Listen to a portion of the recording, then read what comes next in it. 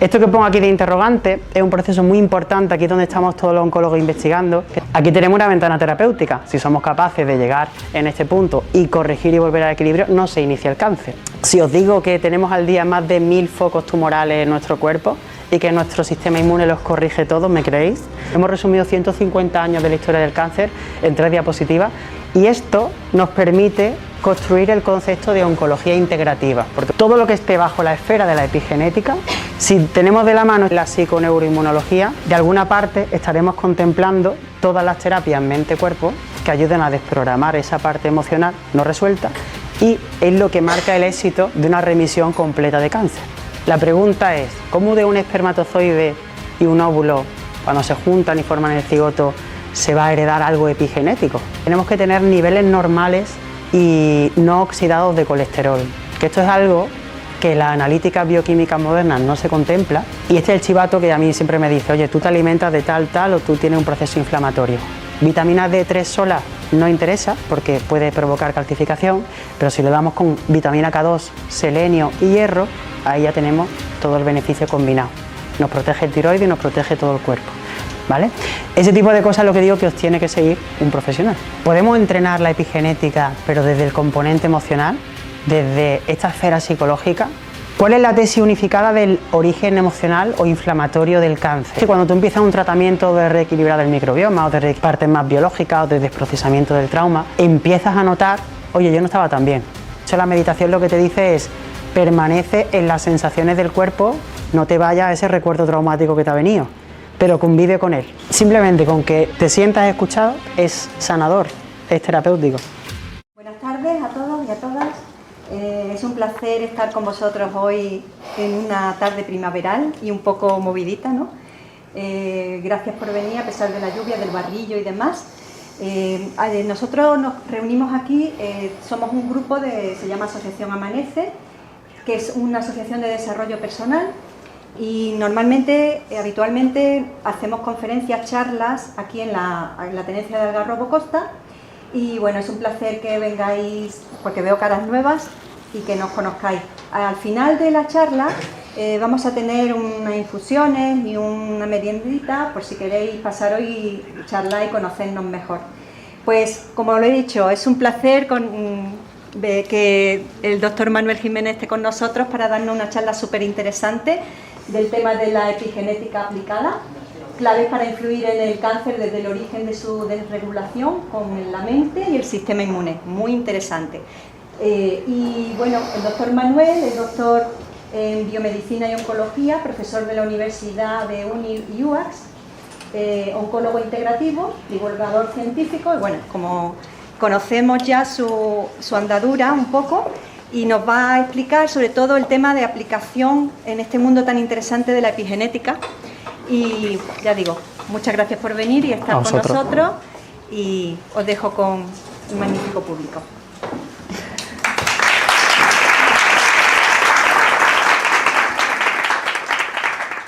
Pues muchas gracias por la presentación. Bueno, bienvenido a todos, gracias por venir hoy.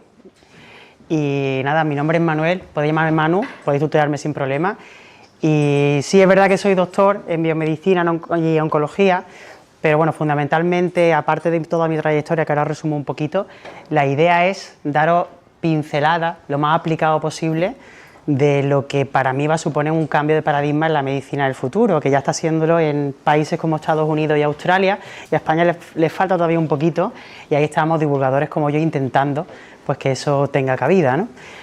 Por si queréis saber un poquito más de mí, siempre me lo piden. Yo llevo 13 años de mi vida dedicándole pues mi interés y estudio al cáncer específicamente, y ahora en los últimos años la tesis mía va desde el estudio del origen, más desde el punto de vista del impacto traumático, impacto emocional y el origen y la progresión del cáncer. Todo eso lo vamos a intentar ver y los actores principales son la epigenética, el sistema inmune y por supuesto la enfermedad, la desregulación, que es lo que vamos a ver, ¿vale?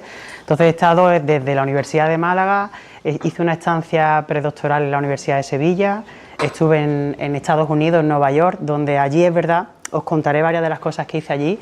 Allí van a la vanguardia en todo esto.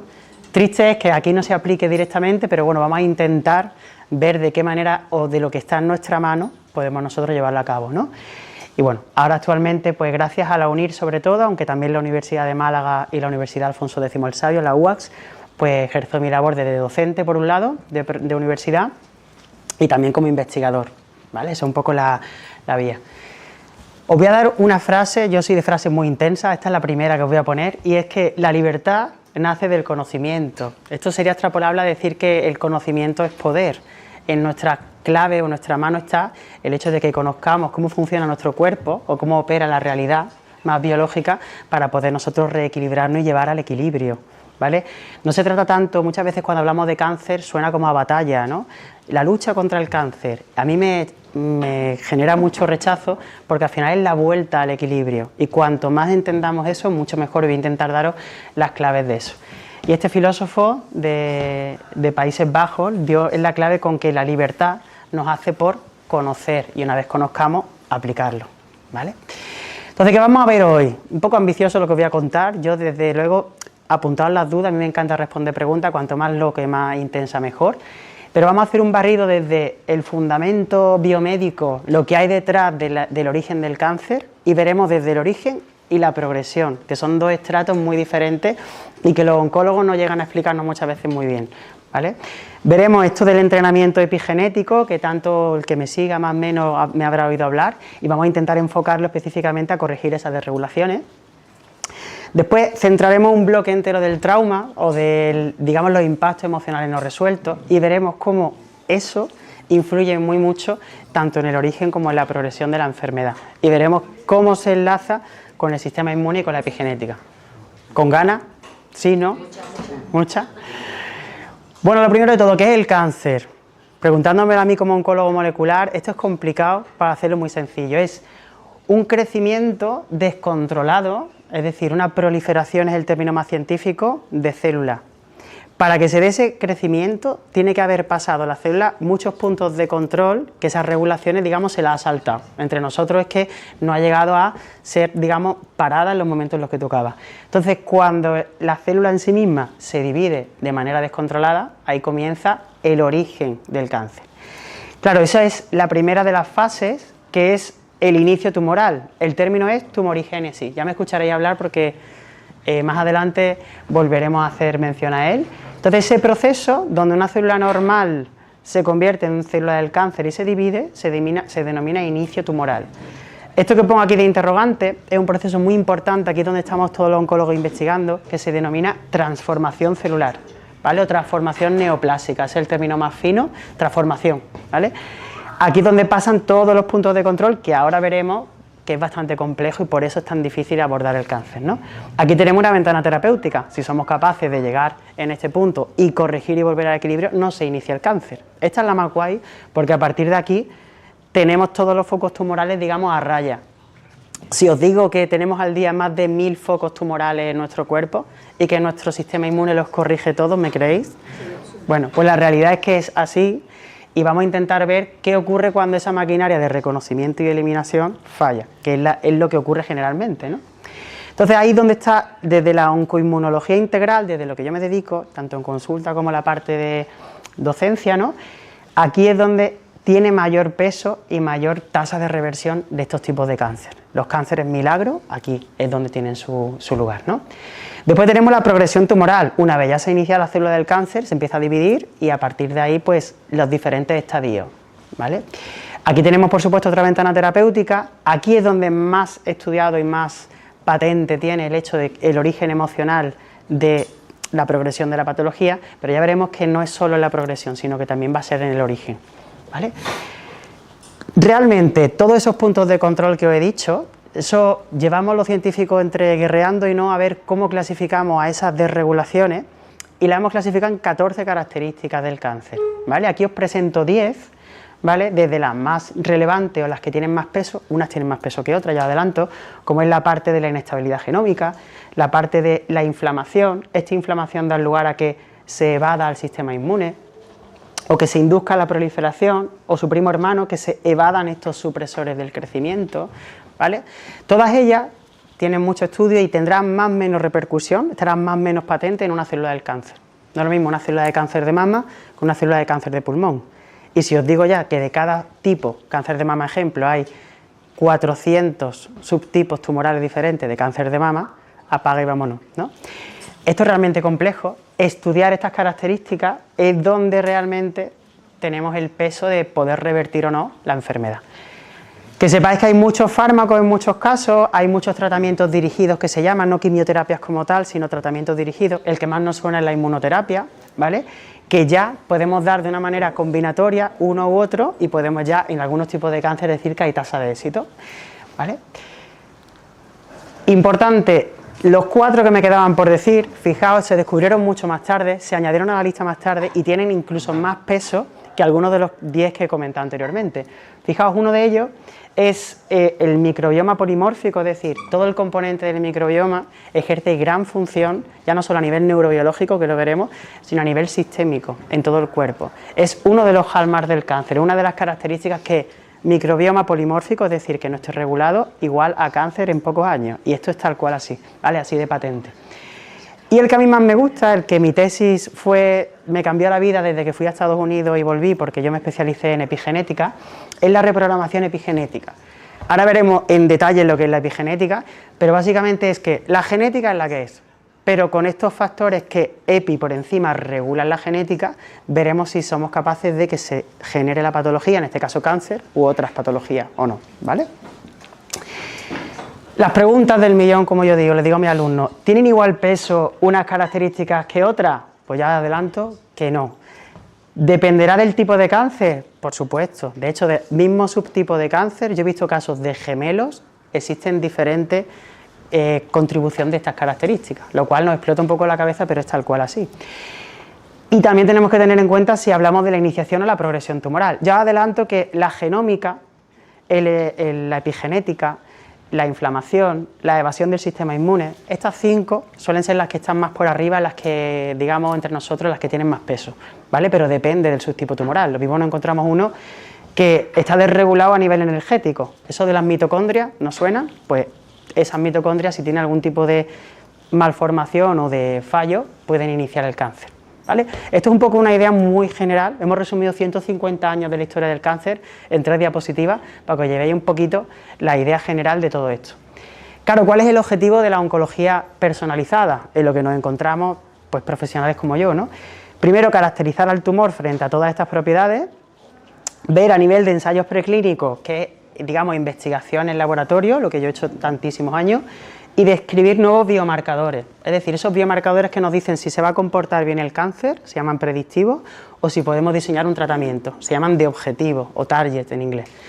Una vez tengamos eso, diseñamos los tratamientos, que no es fácil, ya digo, lo pongo en una línea, pero diseñar tratamientos efectivos a ese tumor, y eso es lo que se le llama oncología personalizada. Eso es lo que a día de hoy tendemos o tiende la nueva medicina, y que España, ahí está, en algunas cosas vamos a la cabeza y en otras cosas nos tenemos que aprender todavía de nuestros hermanos a nivel médico, como es Estados Unidos y Australia. Para ello, ya lo veremos más adelante, hay una ciencia que intenta vertebrar todo esto, poniendo al sistema inmune como protagonista, que es la psiconeuroinmunología, y esto nos permite construir el concepto de oncología integrativa, porque muchas veces se dice y no se sabe realmente lo que es. Pero bueno, como una imagen vale más que 1000 palabras, todo lo que esté bajo la esfera de la epigenética, teniendo en cuenta la oncología que nos hace un oncólogo o oncóloga en una consulta, que es la oncología molecular, ¿vale? Si tenemos de la mano esta ciencia que actúa de puente, que es la psiconeuroinmunología, la que tiene por frontera el sistema inmune, de alguna parte estaremos contemplando todas las terapias mente-cuerpo que ayuden a desprogramar esa parte emocional no resuelta, y en toda esta esfera es lo que marca el éxito de una remisión completa de cáncer. ¿Qué ocurre en las consultas actuales? Que solo vemos esta esfera roja de aquí. Entonces la película completa no la tenemos y generalmente hay muchas tasas de recaída tumoral, ¿vale? Esto no es una ciencia exacta, depende de muchos factores. Ya solo con deciros que hay 14 características os tiene que decir, oye, no es solo sota, caballo y rey, pero que esto es así, ¿no? Entonces, vamos a ir más allá, vamos a ver qué son los, a nivel de los hallmarks de las características del cáncer, cuáles son las más llamativas, las que están detrás de todo esto con mayor peso, ¿no? Una de ellas es la característica genómica. Si todos nos imaginamos una célula, como allá cuando lo estudiamos en el instituto, ¿no? O cuando sea, una célula, dentro tenemos el núcleo, Pues en el núcleo ahí tenemos el ADN. El ADN es el que manda las instrucciones de todo el organismo. Yo lo comparo con el Quijote, ¿no? Es como si tuviéramos el Quijote y arrancar una página y leer las instrucciones es lo que nuestro ADN pues, nos permite pues, operar y tener funcionabilidad, es decir, que la célula esté viva, ¿no? Si yo os digo que de todo nuestro ADN, que es inmensamente grande, ahora veremos un ejemplo que os va a sorprender, solo es codificante, es decir, que produce proteína un 2%, ¿os sorprende, no? ¿Eso qué quiere decir? Las proteínas son esos pequeños ladrillitos que componen las funciones de nuestras células. ¿Que una célula se quiere comunicar con otra? Pues manda una proteína para comunicarse. ¿Que una célula quiere comunicarse internamente de una parte a otra? Manda una proteína. Y esa es la que nos ha tocado a todos vivir, pero la epigenética puede marcar un freno, incluso una reversión de la enfermedad. Y ahí es donde estamos mirando justo precisamente en ese proceso, ¿no? Claro, he contado epigenética, ¿vale? Y ahora, ¿qué es lo que realmente provocan los genes? Pues por un lado que se silencien, es decir, que no se dé la expresión de ese gen, o que se exprese como tal, ¿vale? Es decir, que en el caso de que sea codificante dé lugar a una proteína, y en el caso de que no sea codificante, esto es lo que cuesta más de entender, da lugar a unos pequeños ARN. ARN es una estructura más pequeñita del ADN, es más sencilla que el ADN, y eso regula. Eso, creedme que es realmente complejo, es por lo que yo me fui a Estados Unidos. Y en aquel momento, 2017, era nuevo, fijaos que es realmente reciente. 2024 le dieron el premio Nobel a quienes descubrieron los pequeños ARN. Es un tema muy candente, ¿vale? Pero, como algo candente, es complejo de estudiar. Entonces, claro, ¿cuáles son esos mecanismos epigenéticos? Sin meterme mucho, porque yo sé que esto es complicado, uno de ellos es la metilación del ADN, básicamente que le pongamos señales de stop delante del gen, el gen se bloquea, ¿vale? Otro es la modificación de las histonas, que son unas proteínas que, digamos, compactan nuestro ADN. Lo que se llama cromatina realmente es ADN más histonas. Bueno, pues esas histonas compactan más o menos el ADN. Que lo compactan mucho, el gen no se expresa. Que lo distienden mucho, el gen se puede expresar. Una, otra y se acabó. Las histonas, como veis, tienen la doble vía. La metilación del ADN tiene solo la del bloqueo, la del silenciamiento, y la del ARN no codificante, la del premio Nobel, esto únicamente ejerce de bloqueo. Hay millones de tipos de ARN no codificantes, pero el objetivo es interfieren, bloquean, silencian, ¿vale? Aquí lo veis quizá en esta diapositiva un poco mejor. Cuando existen las marcas correctas se expresan. Aquí en esto se ve mucho mejor. Cuando la histona está distendida y no tiene señales en el propio gen, pues se expresa. Cuando tiene las señales de stop, se silencia. Vale, esto es un poco la idea.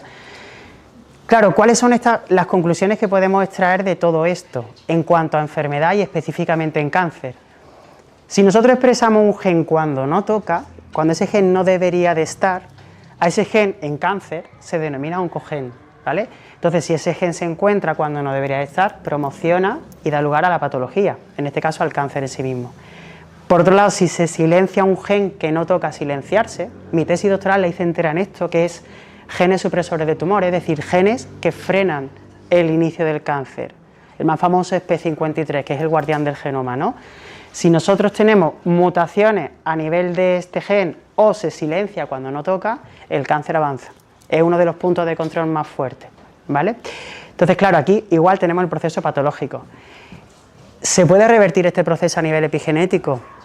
Bueno, la respuesta es que no es fácil, pero sí que lo hemos conseguido reequilibrar o restablecer o revertir en muchos pacientes.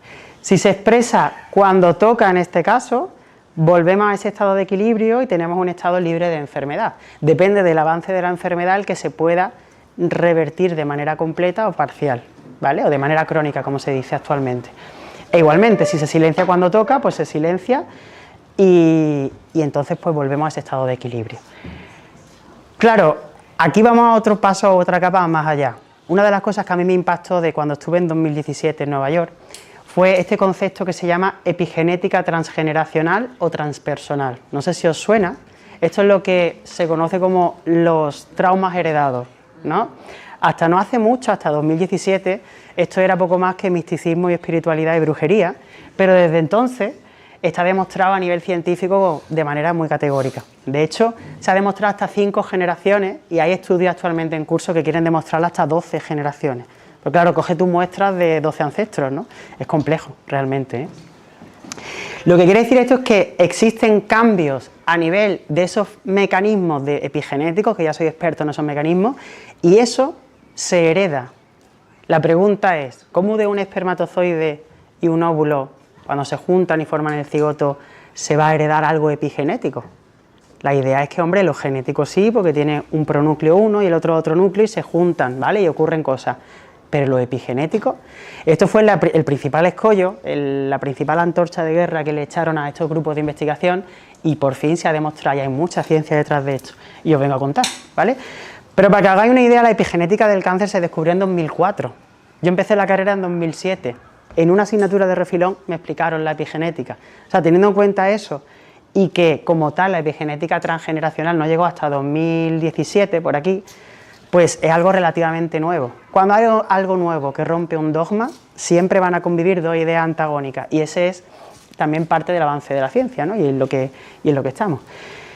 Cuando yo estuve en Estados Unidos, el que pongo aquí de 2016, este artículo fue como, si podemos decir que fue viral en la comunidad científica, porque esta investigadora que se llama Rachel Yehuda, que es psiquiatra molecular, ella lo que hizo fue caracterizar a los descendientes del holocausto nazi, le hizo muchísimos análisis y dio con la clave de que estos hijos, de nietos y bisnietos, hasta 5 generaciones, tenían ataques de pánico, ataques de ansiedad y predisposiciones a desregulaciones psicológicas bastante acusadas, sin motivo aparente, sin haber tenido un impacto traumático en su vida. Eso se caracterizó a nivel molecular, no se sabía muy bien por qué, pero ella lo caracterizó al menos a nivel inicial, ¿no? ¿Qué ocurrió? Esto fue una revolución, ya digo, allá la tildaron de todo menos bonito, y ahí fue cuando me pilló allí. Yo mismo he ido a una charla de ella y yo mismo me reí en plan, pero ¿y eso cómo puede ser posible? Pero mira, me encanta cuando me dan en la boca entre nosotros y podemos reconducirnos y gracias a eso lo divulgo, porque creo que es esencial, ¿no? Y ya a partir de 2019 se abrió la veda, esto se hizo viral de moda y todo el mundo se metió en el barco de intentar caracterizar esto, ¿no? De hecho, actualmente hay muchísima investigación sobre esto. ¿Cuáles son las conclusiones? Es que no se heredan los recuerdos de esos ancestros como tal, lo que sí se hereda es una predisposición fisiológica al estrés. Es decir, nos da un ataque de ansiedad, para que nos entendamos, y el origen de ese ataque de ansiedad no es nuestro, es algo que a lo mejor le ocurrió a mi abuela porque tuvo hambruna o cualquier tipo de impacto en su vida. Un poco loco, ¿no? Pues eso como tal está caracterizado y se puede desprogramar. En la última parte hablaremos de cómo se desprograma esto, si os interesa y llegamos bien y despiertos, os lo cuento. Entonces, ¿qué se sabe de cómo se hereda todo esto? Pues a nivel, si lo pensamos, el óvulo de la mujer es una célula mucho más grande, el citoplasma es más grandote, y ahí también están las mitocondrias. Se habla de heredabilidad mitocondrial y de que la madre o el linaje materno es quien tiene aquí la sartén por el mango. La realidad es que se ha demostrado y cada vez más que en los espermatozoides existe ese componente de los pequeños ARN, ¿vale? Y eso es lo que se hereda a nivel epigenético.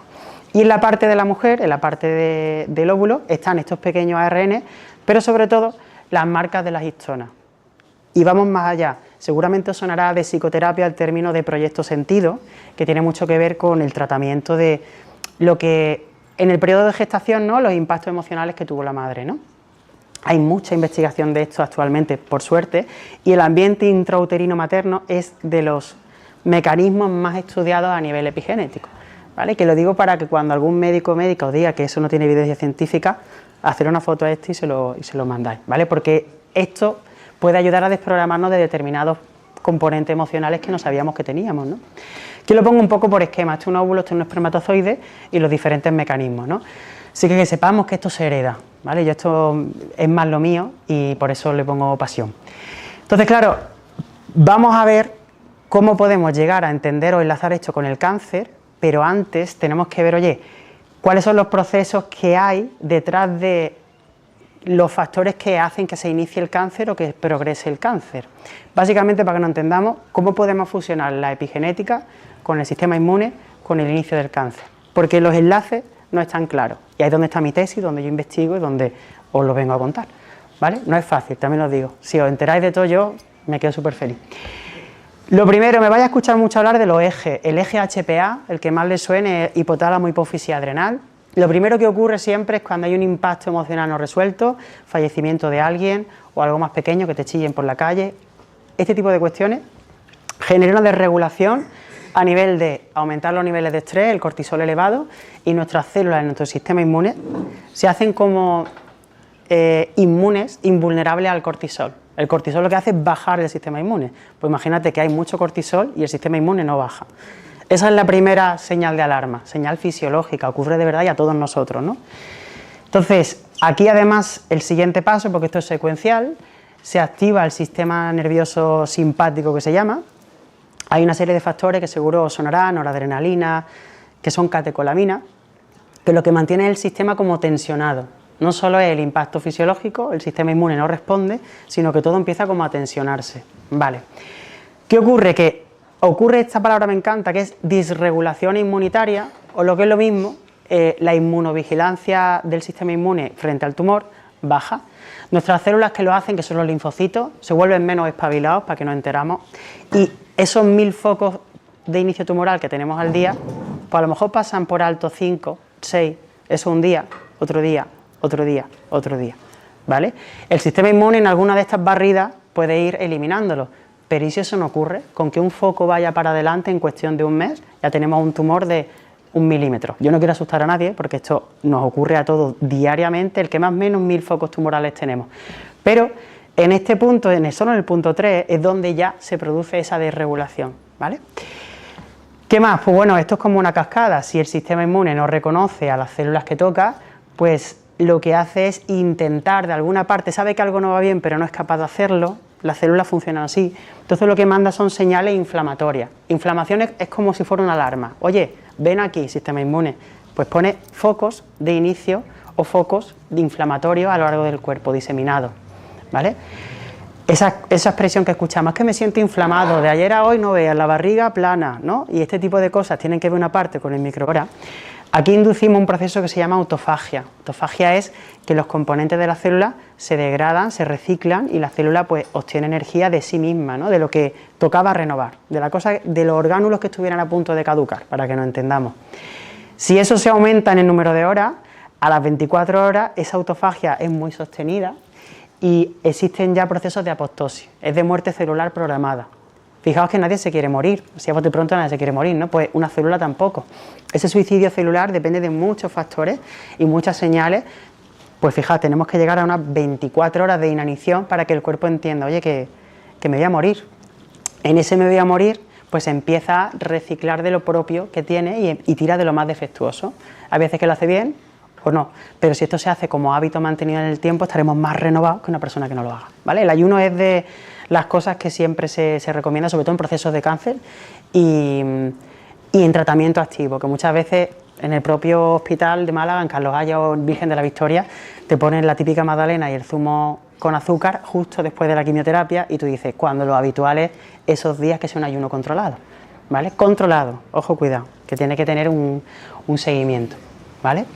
Otra cuestión, el ejercicio físico en ayuno fundamentalmente, depende del cronotipo de cada uno, pero en ayuno, y que no hay un sedentarismo. Sedentarismo se considera 2 horas parados, es decir, antes de la merienda ya ahí nos levantamos, que son 2 horas, ¿vale? Esa es un poco la filosofía. Y el ejercicio físico que sea en torno a un 60% de fuerza y un 40% de cardio. Hay veces, depende, que este porcentaje de fuerza debe de ser un poquito mayor. ¿Por qué? Porque, como dijo uno de los maestros que yo tuve de fisiología, el músculo es como la teta del adulto, es decir, cuando nosotros somos bebés y amamantamos la leche materna, hay muchos factores antiinflamatorios y reguladores del sistema inmune. Por eso un niño o una niña, cuando ha tenido, digamos, la toma de leche materna durante de 3 meses a 3 años, tiene mayores garantías inmunes que otro niño o niña, ¿no? Pues cuando ya somos adultos y después de ese periodo, ¿no?, donde encontramos esos factores antiinflamatorios, y de esto se habla muy poquito. Si me queréis seguir, yo tengo un vídeo de esto porque soy muy friki de la exerquina. Estas biomoléculas lo que tienen es un potencial tan grande que si, por ejemplo, hoy tienes sintomatología de fiebre y te vas a hacer deporte muy controlado, sobre todo más porcentaje de fuerza, en ese mismo día o a la mañana siguiente ya se te han cortado todos los síntomas. Los responsables son estas moléculas que son exerquinas. Esto sería otra charla, porque realmente es súper complejo cómo funciona. Pero gran parte que sepamos que la tenemos nosotros, esa responsabilidad. Si nosotros hacemos deporte cuando justo no nos apetece nada hacer, es cuando podemos revertir, ¿no? Y a base de hacerlo también creamos hábitos, ¿no? Vamos a ir hablando de otra serie de interruptores. Esto ya pasamos a como la terapia de reequilibrado biológico. Esto es un mundo. Os voy a destacar lo básico. A mí me interesa mucho la vitamina D. el que me conozca sabe que la tengo todo el día en la boca. Y la vitamina D en sí mismo es un interruptor molecular, ¿vale? Ese interruptor molecular, que lo que hace es que a nivel epigenético, lo que hace es actuar, digamos, llegando al núcleo, y en el núcleo lo que provoca es que se activen o inactiven muchísimos genes. De hecho, si pudiéramos imaginar como que la célula es, si fuera un engranaje, ¿no?, y todos los engranajes funcionan correctamente, la vitamina D sería de los engranajes más grandes, ¿vale?, para que veamos la importancia que tiene. Claro, regula el sistema inmune, la inmunomodulación del sistema inmune, y regula los genes en sí mismos. O sea, es, como se dice, un máster epigenético, ¿vale? Es algo que tenemos súper infravalorado.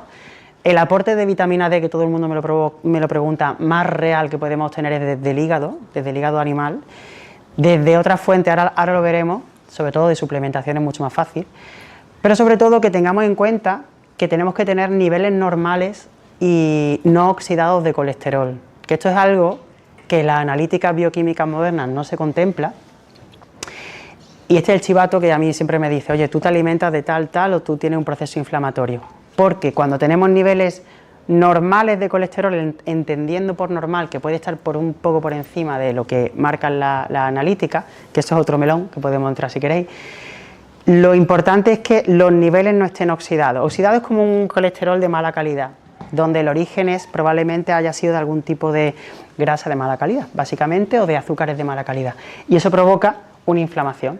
Si os digo que del colesterol se hace la hormona y fundamentalmente la vitamina D, sin colesterol no hay éxito en este sentido, ¿vale? Que muchas veces se demoniza al colesterol cuando todo lo contrario, ¿vale? De hecho, los niveles normales generalmente están un poquito por encima de lo que marcan las analíticas, pero eso ya digo es otro cantar. Fijaos, las guías españolas dicen que los niveles óptimos de vitamina D deben de estar en torno a 50 nanogramos mililitros, se consideran valores tóxicos. La guía americana y australiana, que tienen menor incidencia de cáncer que España, ojo, las marcan en que la suficiencia está entre 80 y 90 nanogramos mililitros, ¿vale? Lo digo porque este tipo de cuestiones nos hacen plantearnos que, oye, ¿con quién, con qué o qué tipo de suplementación puedo llevar? Por supuesto, siempre aconsejado por alguien profesional del tema, pero que lo tengamos en cuenta, que hasta los propios informes analíticos ponen a partir de 50 niveles tóxicos, y eso no es real, os lo digo como bioquímico, no es real. Entonces, fijaos que si nosotros hablamos de que tenemos los niveles de suficiencia, podemos llegar a establecer que se puede, esto son unas estadísticas muy chulas, se pueden reducir hasta 400.000 casos al año de cáncer, en contraposición de, a lo mejor si esto implica tomar el sol, ¿no?, a lo largo de todo el año y con menos protección, generalmente menos protección solar. Pero bueno, estamos en Málaga, en invierno podemos estar 1 hora sin protección y en verano 5 minutos o 10 minutos, ¿vale? Un poco con cabeza. Pudiéramos ganar 12.000 casos de melanoma frente a 400.000 casos menos de cánceres de otros tipos. Fijaos lo relevante que es la vitamina D, ¿vale? A mí siempre, nunca dejará de sorprenderme, cada vez más. España es de los países que mayor déficit de vitamina D tenemos, el país del sol, ¿vale? Que eso ya lo habéis escuchado. El que mejores niveles tiene es Finlandia, el país que no tiene sol. ¿Eso cómo se explica? Pues eso se explica fundamentalmente por la alimentación y por los hábitos y sobre todo por la suplementación, ¿vale? ¿Qué pasa? Los niveles normales óptimos son 4.000, 5.000 unidades internacionales. Tú preguntas a cualquier endocrino y esto diría que es una burrada, que es un exceso y que poco más que va a provocar calcificaciones, que es lo que generalmente dicen todos. Siempre tiene que ser una suplementación consciente. Un ejemplo, vitamina D3 sola no interesa porque puede provocar calcificación, pero si lo damos con vitamina K2, selenio y hierro, ahí ya tenemos todo el beneficio combinado. Nos protege el tiroides y nos protege todo el cuerpo, ¿vale? Ese tipo de cosas es lo que digo que os tiene que seguir un profesional, ¿vale? Y que generalmente los médicos, pobrecitos míos, no están formados en eso. Algunos sí, ¿eh? ¿Cuál es el otro engranaje fundamental? El magnesio, ¿vale? Una falta de magnesio afecta a nivel energético en muchísimos procesos. Interviene el magnesio en 3.000 reacciones bioquímicas diferentes, para que hagáis una idea. Un déficit pues se lía parda en el sentido de que nos dan calambre muscular a nivel energético, ¿vale? Nos afecta fundamentalmente. ¿Qué recomiendo de magnesio? Bueno, la triada mágica, que es el biglicinato, el citrato y el malato, ¿vale? En combinación y por separado, porque legalmente debe de estar por separado, porque esta forma, la de treonato, atraviesa la barrera del cerebro, la barrera hematoencefálica. al atravesarlo hay regulaciones a tal respecto. Sencillamente, de hecho, cuando tomáis treonato, al tiempo, y si meditáis o hacéis cualquier tipo de terapia mente-cuerpo, os sentís súper relajados, más potencia el estado de relajación, ¿vale? La cuestión es que las 4 formas juntas, que depende, el que tenga una forma u otra, depende hacia dónde se va a ir en las células, ¿vale? Básicamente es eso. Deben de sumar en torno a 400-500 miligramos al día, ¿vale? Tenemos nosotros el magnesio correcto y la vitamina D correcta. Nos falta el apartado de los antioxidantes, pero ya tenemos media película completa aquí. De hecho, déficit de uno o de otro, de vitamina D o de magnesio, desregulación inmunitaria, infecciones, disbiosis, infecciones de cualquier tipo, generalmente de orina, ¿vale?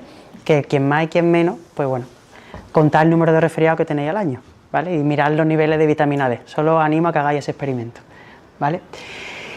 ¿Qué más podemos contar de esto? Pues la terapia antioxidante, y aquí voy a contar un poquito nada más porque esto es otro mundo que se nos abre. Si imaginamos una célula, todo lo que sea lipídico, la membrana, los orgánulos, lo que sea antioxidante lipofílico o lipídico, que es la vitamina E o el caroteno o los omega, son los que nos van a proteger esa parte.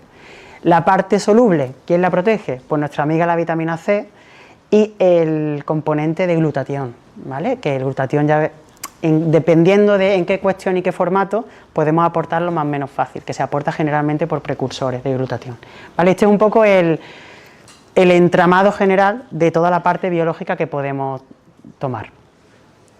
Y este apartado, el de los estresores horméticos, a mí es algo que me apasiona, porque este sí que ejerce de puente entre la parte más biológica y el apartado más de las terapias mente-cuerpo, ¿no? Fijaos, un estresor es algo que es un impacto, ¿no? Una putadilla entre nosotros que le hacemos al sistema inmune, ¿no? Estresor hormético, este término, bueno, hormético, hormesis, no lo tenemos que aprender porque es así. Fijaos que la exposición al frío, la exposición al calor, el ejercicio físico por las rupturas musculares de las fibras, la exposición al sol controlada, la exposición a compuestos fitoquímicos, compuestos determinados, el ayuno, la exposición a determinados patógenos y la hipoxia intermitente, es decir, faltas de oxígeno muy protocolarizadas. Esto es casos de desregulaciones inmunes bastante severos, pero se hace. Todo esto controlado en el tiempo altera el sistema inmune en plan peligro, y en ese peligro, como le damos poco tiempo, ¿no? Cuando pasamos de una sauna de frío al calor, pues a lo mejor son 10 minutos, 10 minutos, 10 minutos y nos vamos, ¿no? ¿Eso qué provoca? Que se liberen una cantidad de compuestos antioxidantes prorreparadores de muchísimas partes de nuestro organismo.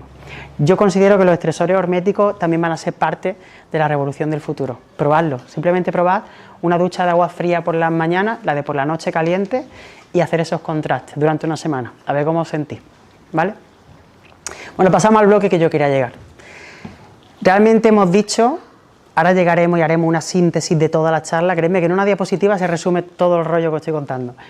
Pero, ¿podemos entrenar la epigenética, pero desde el componente emocional? ¿Desde esta esfera psicológica? Esto es lo que hasta hace muchos años era complejo. Solo se llevaba el marketing, la esfera psicológica, la terapia cognitivo-conductual. Y se ha visto que hay otras muchas terapias, sobre todo centradas en mente-cuerpo, que permiten llegar a ese estado. ¿Vale? Ahora vamos a verlo. Para entenderlo, primero hay que definir qué es un trauma. Cuando yo digo o defino o doy charlas solo centradas en el trauma, la gente se echa la mano a la cabeza porque la primera respuesta que nos sale es: yo no tengo de eso es demasiado fuerte para mí, o yo realmente estoy bien. ¿Vale? Esas son las 3 respuestas que yo generalmente recibo y os animo a que acojáis cada una de las 3 si la tenéis. Pero realmente un trauma, y si queréis ponerle Pepe, me da igual el nombre que le pongáis para que no os impacte ya la propia palabra, es un hecho de corte negativo acorde a nuestros valores morales que nos ha pasado en nuestra vida, generalmente en la etapa de 0 a 10 años, y que de ahí ha tenido un efecto de anclaje al pasado. ¿Y eso qué es? Eso es un condicionamiento frente a algo. Un ejemplo, a lo mejor de pequeño, una discusión de unos amigos que me impactó bastante, y estaba al lado de una avispa. De mayor tengo un pánico inexplicable a las avispas, ¿no? Es algo muy alojado en el inconsciente, eso entra dentro del espectro de la fobia, pero eso extrapolado a cualquier evento puede condicionar pues desde una respuesta de rabia, de ira, una respuesta de tristeza frente a un determinado detonante, ¿vale? Además, eso es muy inconsciente, es algo que nosotros no podemos controlar. Yo viniendo aquí, podéis creerme o no, hace 5 años yo tenía pánico escénico, pero yo me conozco, viniendo aquí estaba nervioso, yo tengo que pararme a meditar y al rato ya se me pasa, ¿no? Cada uno tiene su proceso, ¿no? En ese llegar a ese proceso, en ese desprogramar traumáticamente nuestros condicionantes, es lo que os voy a explicar, ¿no? Para ello tenemos que ver que este hecho negativo nos puede provocar patologías como fobias sociales, agorafobia, pánicos de cualquier tipo, como he dicho, escénico, bloqueos emocionales, es decir, que no estemos conectados con el sentir, ¿no? Y de alguna manera rechacemos todo lo que sea emocional. ¿Y esos efectos qué puede provocar? Pues al final que no procesemos de manera correcta la realidad, que distorsionemos la realidad, que la autoconfianza que tenemos o la capacidad de toma de decisiones no sea la más correcta.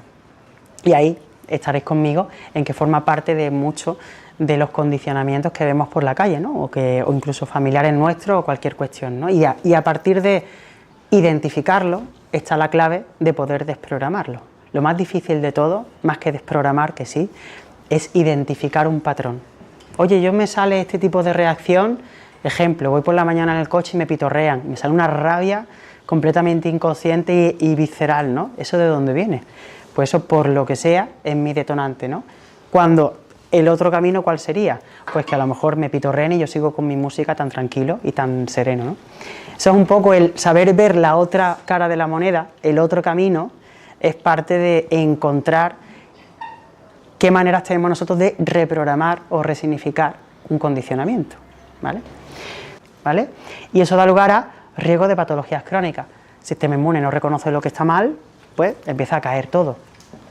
De toda la rueda de las 14 características del cáncer, porque yo me quiero centrar en cáncer, aquí hablamos de la evasión del sistema inmune, de la inflamación y de la evasión de la apoptosis, de esta muerte celular. Fijaos, 3 hallmarks enteros, todos relacionados con ese impacto emocional no resuelto, ¿vale? Vamos más allá, si tenemos algún tipo de esta emoción densa, ¿no? Miedo, ansiedad, ira, tristeza o estrés, ese estrés crónico y prolongado, porque a lo mejor es un input que lo tenemos pues todos los días o en tramos de horas del mismo día, ¿no? Eso es un trauma emocional que nos altera los 3 puntos que he comentado antes: el eje HPA, el sistema nervioso simpático y la disfunción del sistema inmune. Nos genera estos focos de inflamación, nos altera la epigenética y nos altera la inmunovigilancia. Ya nos va sonando todo esto, ya empezamos a enlazar las piezas. Esto, todas las intervenciones que hagamos a nivel de intervención mente-cuerpo, es lo que nos ayudará a, de alguna parte, revertir todo esto o paliar el daño que eso nos esté haciendo en nuestro organismo. Que esa es un poco la idea de hoy, el entender esto. Fijaos, a mí esto me hizo muy feliz. En 2025 se publicaron 2 artículos, que esto si os cuento, todos mis amigos, colegas y conocidos que nos dedicamos a cáncer, todos, sin excepción, me dijeron que por ahí no podía ir la medicina, entre nosotros, ¿vale? Entonces, os voy a leer los títulos para que veáis cómo está habiendo ya un cambio de paradigma. Estas son revistas de alto impacto, que se dice en ciencia, que tienen peso, ¿no? En una habla de la inflamación crónica favorece el desarrollo y la metástasis tumoral mediante la inmunosupresión, ¿vale? Inmunosupresión, metástasis, cáncer. Y en otra nos une parte de las charlas anteriores. ARN no codificantes que se activan por estrés y además hablamos de cambio epigenético asociado a generaciones por encima nuestra, es decir, epigenética transgeneracional asociado a cáncer, ¿vale?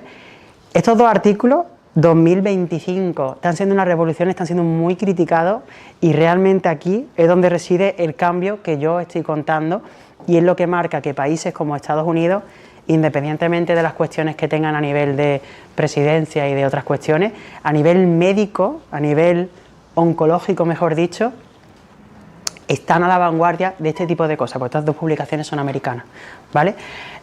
Lo bueno de Australia es que Australia es un poco más pragmática y en vez de publicaciones un poco más teóricas, que obviamente son esenciales y hacen falta, ellos directamente abogan por ensayos clínicos. En Australia van a la vanguardia, no sé si conocéis la terapia con psicodélicos, por ejemplo la psilocibina. La psilocibina, que yo soy muy fan de ella, está en ensayo clínico en fase 3, en Australia está a puntito de salir, porque es lo que más permite regular estos circuitos del trauma y los ARN no codificantes, ¿vale? Y depresiones de 20 años de duración, recalcitrantes, que se dice que no tiene tratamiento, ¿no? En cuestión de 6 meses se liberan. Fijaos el cambio que está viendo. Claro, lo que pasa es que hay que dar un psicodélico que tiene que estar controlado y un profesional formado para ello, ¿no? Pero que está viendo un cambio con respecto a esto y se está viendo que ese origen traumático está muy asociado a patologías como el cáncer, ¿no? Bueno, todo el rollo de toda la charla se resume en esta diapositiva. A ver si soy capaz de resumirla o que llevéis la idea, y si me queréis preguntar de todo lo que queráis, aquí está. ¿Cuál es la tesis unificada del origen emocional o inflamatorio del cáncer, ¿no? Se conoce que la inflamación es uno de los hallmarks del cáncer. Hasta ahí todos de acuerdo y en la rueda lo hemos explicado muy bien. Ese estrés crónico o ese trauma al final nos provoca una activación neuroendocrina, que es lo que hemos comentado antes. Uno de los ejes, el que a mí más me gusta, el eje HPA, hipotálamo, hipófisis adrenal, se hiperactiva, se libera cortisol, existe liberación de catecolamina, lo que hemos comentado, y esa desregulación provoca ¿qué? Inflamaciones crónicas de bajo grado. Ahí intervienen muchos factores, hay muchos actores, ¿vale? Lo que pasa es que lo intento hacer didáctico porque yo sé que esto es muy complejo. Estas inflamaciones, estos focos de bajo grado, se van instaurando en pequeñas regiones de nuestro organismo. Pequeña, no tiene por qué ser de pequeño tamaño, pero de poquito a más, ¿vale? Poco a poco, cada vez más hay una desregulación o disregulación inmunitaria. Y a partir de aquí, ¿qué está sucediendo? Pues que el sistema inmune opera de manera más torpe, reconoce de peor forma los focos de inicio tumoral y esa inflamación crónica de bajo grado sigue creciendo, ¿vale? Esa desregulación va acompañada de daño oxidativo, de una serie de procesos que dañan las células desde dentro hacia afuera. Entonces, ¿quién se altera?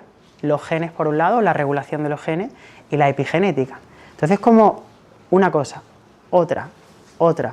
Por eso es como tan complejo estudiar, porque es un proceso que todo esto puede ser, el proceso de transformación celular que os comenté, puede durar desde semanas, meses o incluso años. Hay de todos los tipos, ¿vale?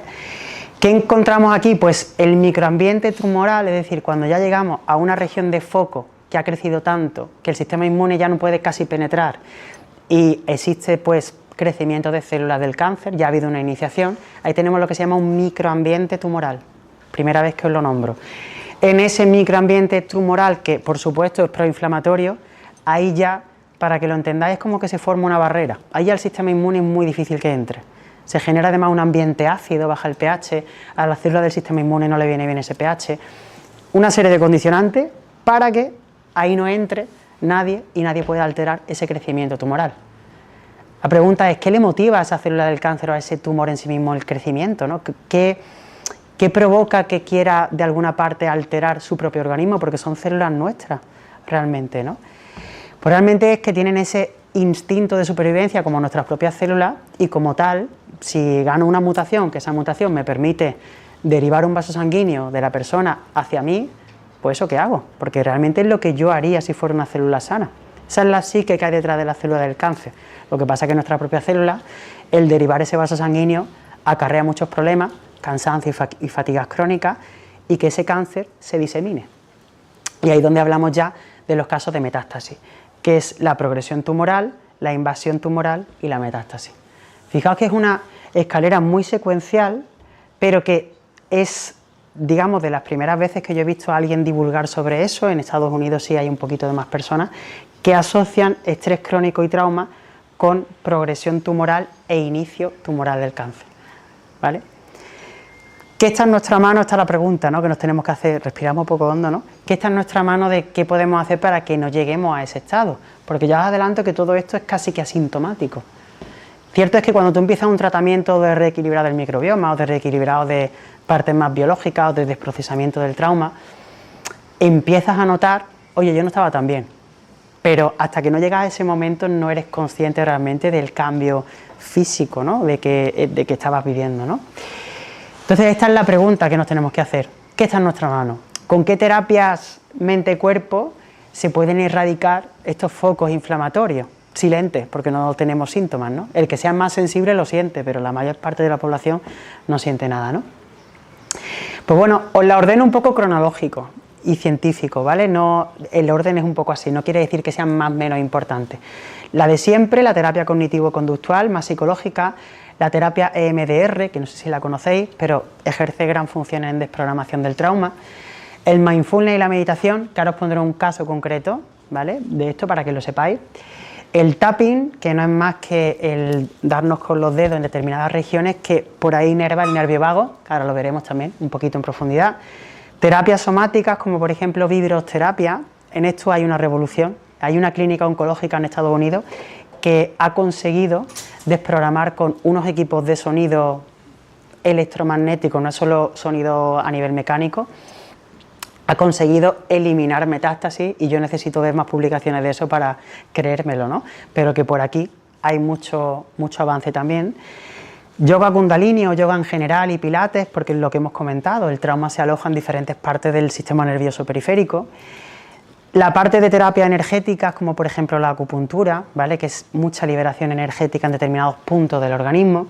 La terapia de respiración, que es la más sencilla de todas, siempre y cuando te lleve a alguien al principio, ¿no? De esta podemos desglosar y abrir otra charla completa, como por ejemplo un breathwork, un trabajo de respiración consciente, y podemos a partir de ahí pues desglosar el tipo de terapia. Pero la respiración más agradable en el sentido de intentar obtener la mayor activación parasimpática que se dice, o mayor activación del nervio vago, esa es la mejor, ¿no? Y esta es la que la pongo la última, pero por centrarme en ella, que es la que yo trabajo mucho con mis pacientes y es la que generalmente genera más aversión, la que yo esto no lo voy a hacer, porque esto no puedo, que es el diario o la escritura terapéutica. A nadie nos gusta escribir, a la mayoría. Si no os gusta escribir, yo siempre digo que te mandes un audio a ti mismo y te pongas a hablar, o te pongas frente al espejo a hablarte. Cualquiera de las tres es una versión tremenda, pero frente a unas determinadas preguntas que las lleva el terapeuta, ¿no?, esas preguntas impactan en la persona de manera que ponerse a escribir en un papel con una estructura concreta, no vamos a entrar, pero si queréis, si me lo preguntáis, yo lo digo. A partir de ahí se produce una liberación emocional por un lado y una resignificación por otro, ¿vale? Pero ese proceso es verdad que es complejo, pero no por poner el último es de lo menos relevante, al contrario. Yo he visto auténticas desprogramaciones solo escribiendo semana. Por supuesto, esto con movimiento y con ejercicio consciente, es decir, que haya una actividad física. No sé si lo veis, está por aquí abajo. Entonces, os voy a contar, porque además vengo de la semana pasada, de un retiro de meditación vipassana, porque yo lo quería vivir en mí, ¿no? Este tipo de meditación es ancestralmente la más antigua, tiene 25 siglos de historia, y realmente en lo que se basa a nivel neurobiológico es de entrenar el foco atencional en el presente, en el aquí y ahora, y entrenarte uno de los 7 sentidos que tenemos, porque creemos que tenemos 5 sentidos y tenemos 7. El que te entrena es el de la interocepción, no sé si lo habéis escuchado, es la capacidad de tú sentir tu propio cuerpo. Cuando tú entrenas en este tipo de meditación, eres capaz de sentirte la piel, incluso determinados órganos, si eres más o menos ávido en la técnica o con práctica. Pero esto no es un juego, esto realmente se hace porque provoca una serie de beneficios neurobiológicos y oncológicos brutales. De hecho, yo lo he hecho, yo no tengo cáncer, pero yo lo he hecho porque en todas las guías en las que se resumen qué características tienen en común los casos de cáncer milagro, una de ellas es meditación, y en concreto meditación tipo vipassana, ¿vale? Yo tenía que vivirlo para contarlo, si no, no es lo mismo vivirlo que contarlo, ¿no? Fijaos, los fundamentos esenciales de esta técnica es la impermanencia, es decir, que toda sensación es impermanente, no perdura para siempre, desde el propio dolor que tú estás sintiendo de rodillas o con las piernas cruzadas, a cuando ocurre una sensación de eso, de aversión, dolor, o de algo que nos gusta mucho, de un componente de apego frente a algo, aquí tenemos que permanecer ecuánimes. Y esta palabra, desde el día 1 le cogen manía en todo el proceso del retiro, porque tú dices, pero vamos a ver, ¿cómo se puede ser ecuánime ante esta situación? Pues ahí donde se genera el conflicto es donde hay que poner el foco, ¿vale? Entonces, fijaos, estos dos fundamentos que son realmente, yo cuando el primer día te lo explican, te dices, bueno, pues eres capaz, digo yo, ¿no? Ahí es cuando empieza el proceso de entrenarte en la propia técnica de la meditación a llegar a ese proceso. Yo os puedo decir que después de 10 días, determinadas cuestiones que yo antes pensaba en ellas me ponía nervioso, ahora un poquito menos, ¿vale? Esto no es mágico, en 10 días no se soluciona todo, pero a mí lo que más me sorprende es eso, que se llega a reeducar, reentrenar epigenéticamente todo lo que os he contado, el sistema inmune, ¿vale? ¿Qué hace a nivel cerebral? Porque claro, lo primero que hace es el cerebro. Meditar 11 horas al día, 12 días de tu vida, pues bueno, ojo, cuidado, ¿no? Del que no medite nunca. Yo de hecho no tenía muchos hábitos de meditación, ¿no? Primero se reduce la actividad de una parte del cerebro que se llama la red por defecto. Por antonomasia es la parte que nos da la rumiación mental, la ansiedad y el estrés. O sea, imagínate tener esa parte apagadita o calladita. Mayor activación del córtex prefrontal, la zona en la que nos hace tomar esas decisiones más o menos acertadas, pero decisiones al menos desde la serenidad, ¿vale? Y la modulación de la amígdala, esa parte que es el centro del miedo, que ya os digo que existe un proceso que está todavía en estudio, pero ya hay mucho avanzado, de que se puede modular, que se sesguen unas neuronas y se introduzcan otras. Es decir, podemos eliminar miedos inconscientes. Tengo pánico a los gatos, pues eres capaz de desprogramarte hasta este nivel solo meditando. Fijaos hasta dónde se llega. Yo esto no me lo creía hasta que lo he vivido, ¿vale? Por eso digo, muchas veces te puedes creer lo que ocurre en un artículo, sí, pero hasta que no lo haces no lo vives, ¿no? A donde os quiero llevar es que, bueno, sí, hay una parte del cerebro que se llama la ínsula, que es la que marca el contraste entre lo que nosotros percibimos de nuestro propio cuerpo y la realidad consciente, una parte un poco abstracta, pero nos permite potenciar esa parte de la interocepción, ¿vale? ¿Y qué cambios funcionales encontramos? ¿Qué efecto anticáncer tenemos? Pues fijaos, reducción de la ansiedad y depresión, mejora del estado de ánimo, del estrés, mejor calidad de sueño, todo eso ok, pero en los dos puntos en los que en el cáncer nos interesa es, en este que voy a decir, reducción del cortisol y reducción de los focos inflamatorios y una mejora de la función inmunitaria, en concreto del componente que os he dicho de la inmunovigilancia tumoral. Las células T y las células NK, las natural killers, las asesinas naturales, esas dos, que a mí me gustan tanto, se potencian y además se mejoran. Y eso solo lo consigue un acto de meditación. Yo a mí me sorprendió mucho porque yo pensaba que esto es un ensayo clínico que está en fase 2 en Estados Unidos y está justo avanzando precisamente con pacientes con cáncer. Ya veremos a ver si remite su tipo de cáncer o no remite, ¿no?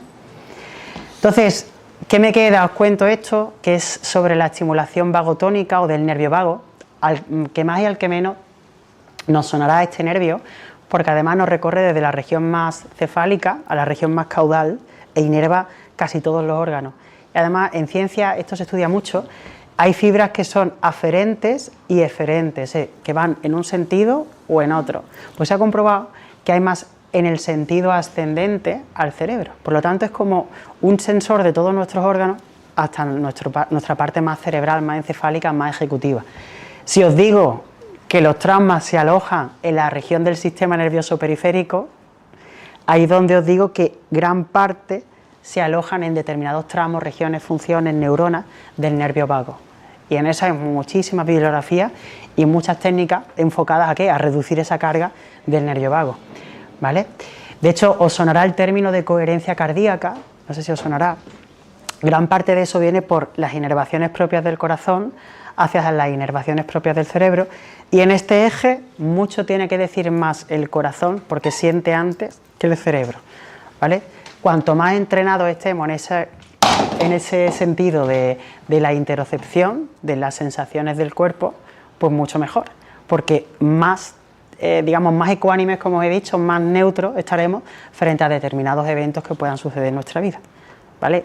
La idea es que cuanto menos impacto nos llevemos frente a algo que sí o sí va a suceder, eso entre nosotros es lo mejor para nosotros, ¿no? Esa es la idea. Bueno, aquí he puesto una lista, no sé si se ve bien, pero lo he ordenado desde mayor activación vagal, cuanto más pelotitas tienen más, y mayor efecto positivo del sistema inmune, ¿vale? Aquí hasta abajo. No quiere decir que lo de aquí abajo no sirva, ¿eh?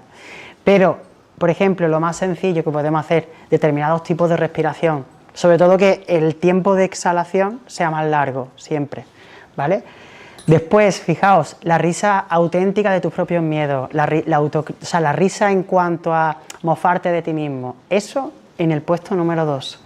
Cuando tú eres capaz de, en terapia, de reírte, y esto lo he visto yo, reírte de lo que te ha ocurrido, sea más o menos grave, o reírte de algún chascarrillo que tú puedas sacar de ahí, ¿no? Y es de tu propia vida, de algo que te pica, que te duele, eso libera emocionalmente cuestiones que no sean solo de eso. Eso es brutal, además eso está muy caracterizado. Las duchas de contraste, las conexiones con la naturaleza, el grounding, el forest bathing, en plan baños de bosque. Esto cuando estábamos meditando 11 horas al día y nos daban Había momentos, me dieron 2, como ataquecillos de ansiedad de no puedo más. Nos decían, id descalzos al bosque y andad, ¿no? El grounding es algo que yo lo he vivido mucho, sobre todo en la playa, tanto en bosque no, pero es increíble, cambia, te autorregula mucho más rápido.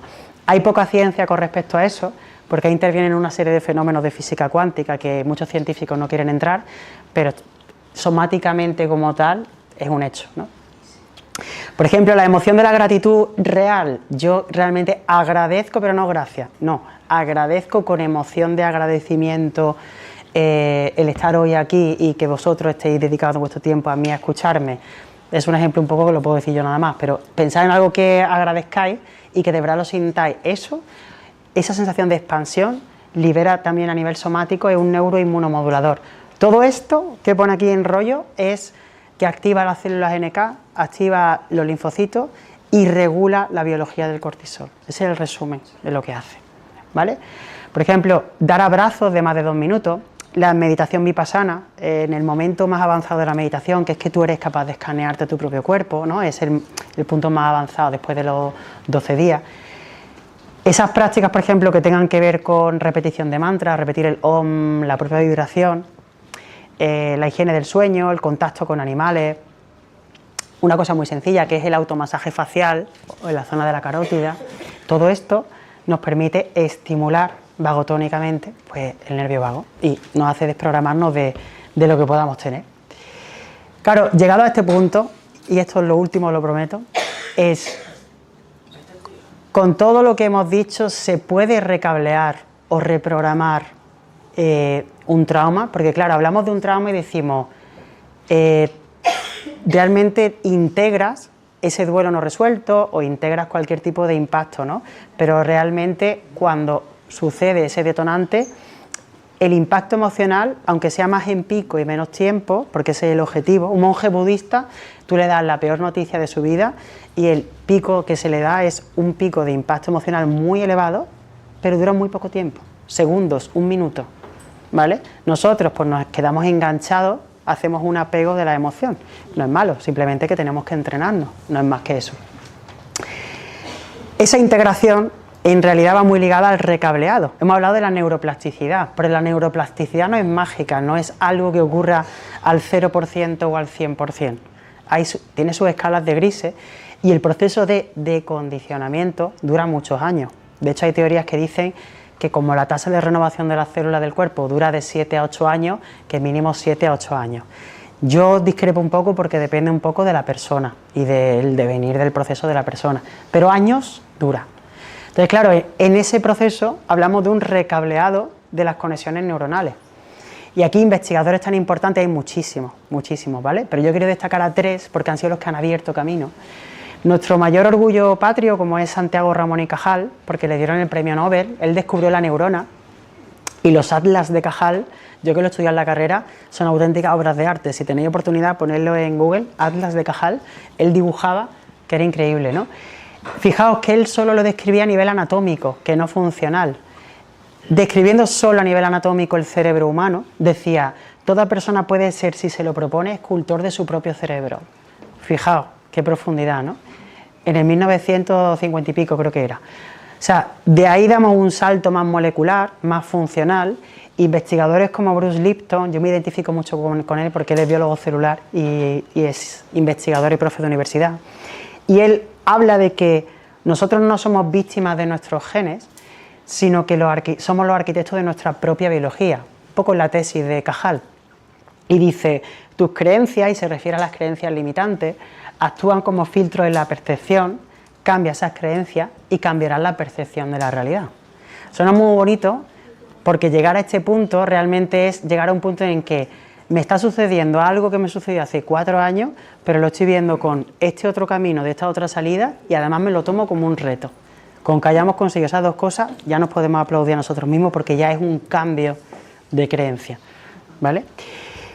¿Y qué dice mi amigo Joe Dispenza? A mí Joe Dispenza me gusta mucho, aparte de sus libros, porque él sigue investigando, él hace macroensayos clínicos, de repente hace un retiro de 2000 personas y le pone a las 2000 personas un electroencefalograma y mide la actividad cerebral, que ahora veremos un poquito esto, y mide lo que ocurre en los procesos de determinados tipos de meditación, entre ellos la vipassana. Él hace otros tipos también. Él ha llegado a estudiar que cuando cambias tu mente, cambias tu cerebro, cuando cambias tu cerebro, cambias tu vida, un poco más metafórico, y la realidad es que esto es como una técnica en sí mismo. Esto lo explica en los 3 libros que él tiene, sobre todo en el de Deja de ser tú. Dice, la repetición de pensamientos y emociones es lo que cablea a tu cerebro para ser quien eres. Cambia el patrón y cambiarás de ser. Ahí nos está infiriendo que a base de repetición, a base de terapia de exposición, que es lo que generalmente no queremos, a base de hacer un diario, de escribir lo que somáticamente me despertó hace 20 años cuando me pegaron un tortazo, eso es lo que realmente te hace liberarte de tus creencias limitantes y de lo que en sí mismo es un trauma, lo que te provoca un trauma, ¿no? Claro, para conseguir esto, ¿qué hace falta? Pues hace falta un estado de equilibrio cerebral óptimo. Esto es lo que estudia mucho Joe Dispenza y muchos otros investigadores. Esto se ha hecho muchísimo estudio de esto, además con monjes budistas y monjas budistas, ¿no? Y se ha visto, pues, por ejemplo, el estudio de los monjes es muy chulo porque se les pone una película normal de un paisaje y de repente se le encadenan segundos de imágenes desagradables, de asesinatos, de cosas fuertes, ¿no? Para ver cómo reaccionan, ¿no? Y se vio, claro, lo que os he comentado antes, ese impacto emocional que se lleva un budista no es lo mismo que una persona de a pie, ¿no? En el sentido de que el impacto de la persona de a pie puede que sea menor porque estemos más acostumbrados a películas de miedo o cualquier historia, pero nos quedamos con el run run. ¿Y si eso me pasa a mí? ¿Y si no sé qué, no sé cuándo? Entonces ya la curva se extiende más en el tiempo, nos provoca más impacto en el cuerpo, más posibles focos inflamatorios. Fijaos lo emocional, cómo impacta en lo emocional. Para que nosotros tengamos una capacidad de reprogramación epigenética, o lo que se conoce mucho en psicología como reprogramación inconsciente, tenemos que tener el equilibrio de las ondas cerebrales, y esto es un equilibrio porque hay partes del cerebro que se están activando o no, pero la media de ese momento en una de estos grupos de ondas cerebrales. De mayor a menor frecuencia, las que más frecuencias tienen son las gamma. Estas lo vemos aquí como son, ¿vale? Más frecuencia quiere decir que los picos y los valles están más pegados en el tiempo, ¿vale? Cuanto menos frecuencia, como las delta, más separados. Las gamma se basan en que aquí hay un procesamiento muy rápido, pero no caótico, es cuando estamos muy concentrados, como estáis ahora vosotros escuchándome a mí. Ahora mismo estáis todos seguramente, si os medimos, en ondas gamma, más o menos altas, pero ahí estaremos. El que esté ahora mismo un poco nervioso porque se ha quedado, digo, cuántos focos emocionales tengo yo ahora mismo inflamatorios, y esté en ansiedad, pues ahí estará en el siguiente componente, que es las ondas beta y las betas altas. En las betas altas aquí tenemos la sobreactivación, la hipervigilancia, el estrés, la ansiedad, ¿vale? Depende mucho de la persona, pero en general es así. Una hiperalerta, una rumiación mental. La rumiación mental va asociada a la red por defecto, es lo primero que quita la meditación. Si solo meditáramos 1 hora al día, entonces lo tendríamos ventilado, pero claro, hay que hacerlo, y nos tienen que enseñar también, porque yo no sabía meditar hasta hace 2 semanas. Entonces, que sepamos que las betas no son malas, porque esto es como una transición, no imaginemos que, uy, estoy en gamba, no, me voy a pasar a beta, no, esto es algo transitorio, ¿vale? Y esto depende mucho de la actividad en la que estemos ahora mismo nosotros, ¿no? Si ahora, por ejemplo, nos vamos a tomar un café, pero seguramente bajaremos la actividad gamma y la bajaremos un poquito a algún tipo de beta, que no es necesariamente ansiedad, pero, oye, en menos estado de concentración, me quiero enterar de todo, ¿no? Un poco así. Entonces, bueno, lo más ideal que sería, pues la gamma alta cuando estemos concentrados y queramos ser eficientes, las betas bajas para tener un foco frente a algo, pero ese fino equilibrio se consigue con mucho trabajo, ¿vale? Porque de ese foco saltamos a rumiación y ansiedad muy fácil, ¿vale? Si estamos en beta. ¿Y dónde estaría la clave? Pues cuando estamos en un estado meditativo, cuando estamos en un estado en el argot, de engustamiento, no estoy feliz, estoy escuchando a mi grupo de música favorito, pero rollo chill out, ¿vale? Ahí tenemos la onda alfa, y aquí en estas ondas, este estado relajado y meditativo, el equilibrio entre las alfa y la siguiente, que es la teta, que depende de la persona, será sueño o no. En la mayoría de los libros, en teta, encontramos fase de sueño. Yo me hice un estudio hace muchos años, yo soy de los raros que en teta no tengo, estoy en somnolencia pero no estoy dormido, hay gente como yo. Pues en ese equilibrio, en alfa teta, es donde el cerebro mejor aprende, mejor se desprograma y mejor resignifica las creencias limitantes, ¿vale? Claro, ¿cómo llego allí? Solo, sola, sí, se puede llegar sola y sola, como cuando ya hayas tenido mucha tralla, es decir, cuando hayas tenido, pues, a lo mejor un acompañamiento terapéutico que te haya autoenseñado eso, y aún así yo no lo recomiendo hacerlo solo, porque cuando son cuestiones personales, la objetividad, esa capacidad de metacognición, de salirte de ti, hay veces que no es lo más óptima del mundo, ¿vale? Eso os lo dejo. A lo mejor sois los cracks de la vida, yo en ese sentido, en mí hay determinadas cuestiones que yo necesito acompañamiento, no sé vosotros, ¿vale? ¿Qué pasa? Ya delta es sueño profundo, pero si conseguimos este equilibrio, con la meditación llegamos a alfa. En meditaciones profundas, meditaciones de 1 hora, cuando pasamos a la hora 2, aquí es cuando empiezan a venir recuerdos traumáticos, cuestiones no abordadas. De hecho, la meditación lo que te dice es, permanece en las sensaciones del cuerpo, no te vayas a ese recuerdo traumático que te ha venido, pero convive con él. Y tú, ¿pero qué hago? Todo a la vez, ¿no? Es como, lo que tienes que hacer es precisamente eso, ver de nuevo ese recuerdo, sintiendo tu cuerpo para tener la atención donde tienes que tenerla, y a base de verlo, terapia de sobreexposición o de exposición, se va resignificando el trauma, ¿vale? Si tienes un terapeuta que te va guiando, por ejemplo, una sesión de hipnosis o otra sesión de MDR o cualquier otro tipo, pues mejor, ¿vale? Esa es la idea. Conclusiones, mensaje, porque he hablado de 100 cosas, ¿no? El resumen es que el cáncer es una enfermedad que ya sabemos que es una desregulación de nuestras células que tiene que ver con 14 características que más o menos algunas de ellas tienen su implicación directa en ¿dónde? En la epigenética, en el sistema inmune y por supuesto en el equilibrio de la homeostasis del cuerpo. La tesis que yo os he intentado explicar y que espero a que os haya llegado es que hay una serie de pasos que nos permiten llegar precisamente a entender cómo hay un gran componente de la mayor parte de los cánceres que es emocional, de impacto emocional no resuelto. En esto hay mucha comunidad científica en contra, yo lo sé, pero hay muchísimas referencias bibliográficas, muchísimos, ya no solo artículos, sino reports, se llama así, de, digamos, experiencias recogidas de casos clínicos, casos de remisión de cáncer milagro, que así lo avalan, y en esa tesis me muevo yo, y es lo que yo espero haberos transmitido.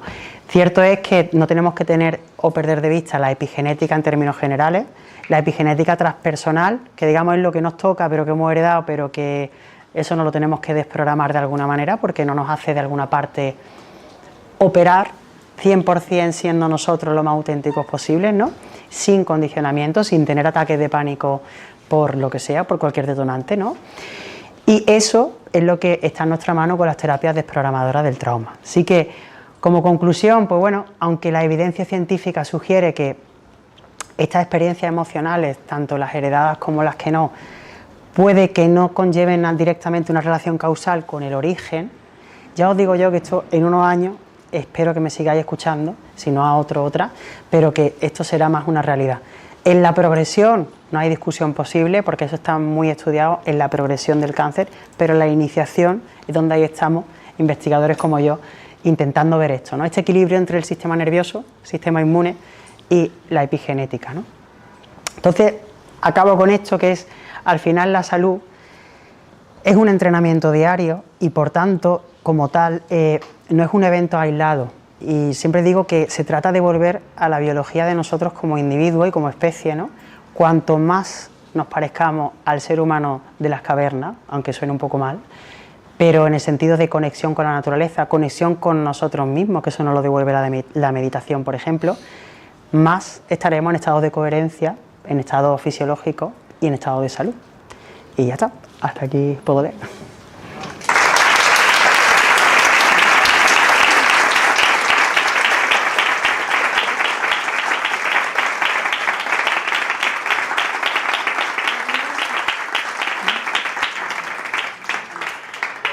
Bueno, ahí tenéis mis redes si me queréis seguir, email y demás. Y nada, cualquier pregunta, aquí estoy. Sí, yo quería hacer alguna pregunta. ¿Todas las personas son hipnotizables? ¿Se puede hacer desprogramación en todos los casos? Sí, pero... ¿Hay gente rebelde a esa...? Te explico. Lo que pasa es que hay cerebros en diferentes estados. Es decir, si tú, por ejemplo, tienes tu cerebro en un estado de alerta continua, tu cerebro tiene la energía exacta para... voy a lo primero y a lo más rápido. Entonces, hacen falta sesiones preparativas de como por ejemplo inducción de meditación, inducción de relajación, enseñarte a respirar. Cuando ya eso lo cumple, aparte de un equilibrado biológico, de a lo mejor te faltan determinadas vitaminas y cosas para tener esa energía, cuando tú ya lo cumples, entonces ahí ya se puede, ese cerebro deja de ser rebelde y ya se puede hipnotizar como tal. Que hipnotizar no es realmente llevar el cerebro a un estado de onda alfa, más o menos, ¿vale? Que tú eres 100% consciente en todo momento. Es como un estado de duermevela en el que tú, con total voluntad, dices hasta aquí y te levantas y te vas. O sea, que eso que sale en la televisión de que te hipnotizan y pierdes la voluntad, eso no es real. Eso no es real. Vale. Otra pregunta. ¿Nos dices algo sobre la LLC? LLC. Porque también es un cáncer, bueno, de sangre crónica. Ah, linfoma linfoblástico agudo. Vale. Pero, ¿qué quieres que te diga? Linfática crónica tiene que ver algo con el cáncer que está... Bueno, es un cáncer, ¿no? También. De una forma distinta, ¿no? ¿Pero qué quieres que te diga? O sea, pregúntame... Bueno, pues si es irrevocable, por ejemplo. A ver, hay algunos que son más, ¿cómo digo yo?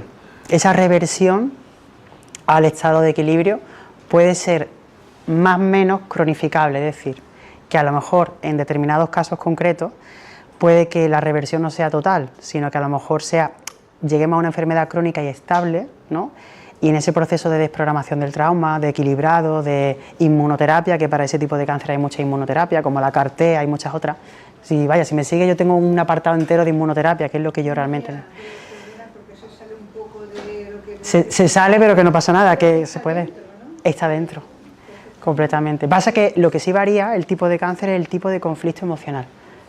Eso sí es verdad, ¿vale? Lo que yo toca es un tema un poco filosófico, porque claro, yo lo que parto de que el cuerpo no es, o sea, la naturaleza no es tonta. Si nosotros lo que hacemos es investigar a la gente, ¿no? Investigamos la naturaleza. No sé, Newton nos decía, ¡ay, se ha equivocado la gravedad! Porque me ha dado en la cabeza la manzana.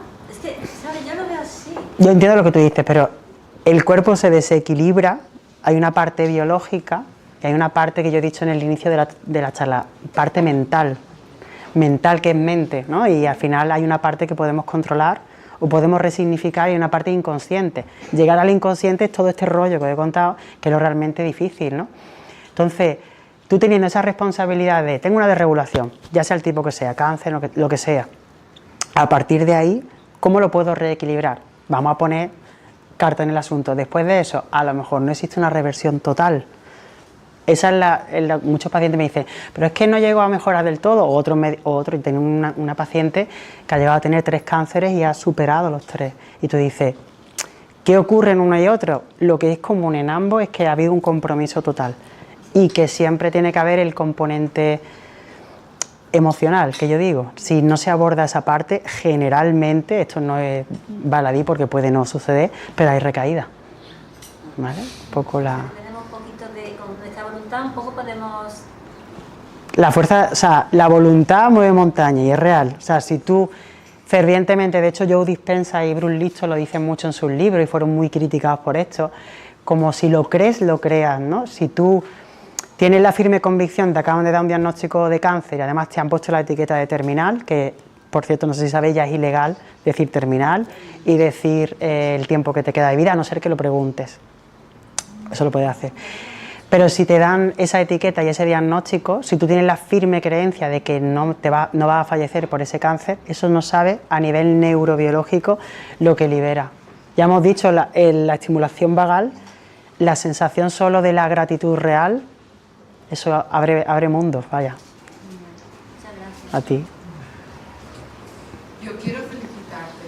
Sí. Ay, gracias. Bueno, ahora quiero felicitarte porque yo he ido a muchas conferencias, bueno, por sincronicidad vengo de Barcelona, allí tenemos muchos estudiosos, pero un doctor que hable tan claro no lo había oído nunca. Gracias.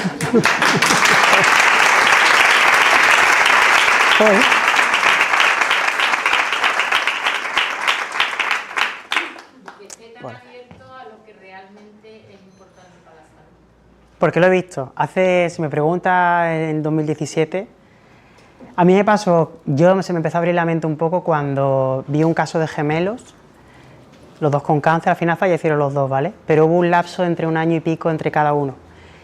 Y era la firme convicción de que uno de ellos, el que falleció más tarde, tenía la firme convicción de que él no iba a fallecer y de que él tenía un propósito de vida, en plan, él quería hacer cosas y el hermano no. El hermano vivía por el hermano. Y a partir de ahí, de hecho ahí es donde empezó el auge de la epigenética y de... Tardó en asociarse epigenética, sistema inmune y emociones. De hecho, a día de hoy puedes preguntar incluso a reumatólogos, que es la especialidad de inmunología, y te dicen que eso es una falacia o un horror o hay de todo, ¿eh? Pero yo es que firmemente lo creo porque sé que cambia vida. Otra cosa es que tengamos un 100% de tasa de éxito. Ahí, ojalá, en un poquito de tiempo lleguemos, ¿no? Pero... Sí. Pero la cosa es, una de mis ilusiones era si algún día lo hago, pero en Australia existe una cosa que se llama los hospitales oncológicos integrativos. No sé si lo buscáis en Google o aparecen varios. En Melbourne hay uno muy importante. Yo me iba a ir ahí a ver si algún día me voy, porque la mitad del hospital es como si fuera un centro de entrenamiento, la otra mitad son cocinas donde te enseñan a comer, alimentarte, etcétera, y también hay charlas de aprender a suplementarte de manera consciente, porque la suplementación parece que todo el mundo lo puede hacer y yo he visto barbaridades, ¿vale? Porque al final eso es, realmente hace más que muchos fármacos, ¿vale? Entonces hay que tener un equilibrio, ¿no? Y yo, por supuesto, el otro tercio del hospital sí son consultas y son parte analítica, es esencial, ¿no? Que se haga un seguimiento, ¿no? Pero simplemente es por el cambio de hacer un acompañamiento terapéutico real, o sea, un acompañamiento de... Sí, es una enfermedad, podemos quitarle la lacra de enfermedad, yo muchas veces no me gustan los términos, ni enfermedad ni paciente, pero bueno, hay veces que se tiene que decir, ¿no? Pero tener en cuenta que es una fase, si tú lo ves como una fase y lo abordas desde un reto, yo sé que es muy complicado, ¿no? Porque esto igual hay procesos que hablas de abusos sexuales y tú dices, ¿cómo puedo ver eso o superar eso como un reto? Ya, pero es que cuando te hace clic la cabeza y llegas a ese punto es cuando realmente lo integras. Entonces ahí es donde a mí me mueve, donde yo sé que hay cambios.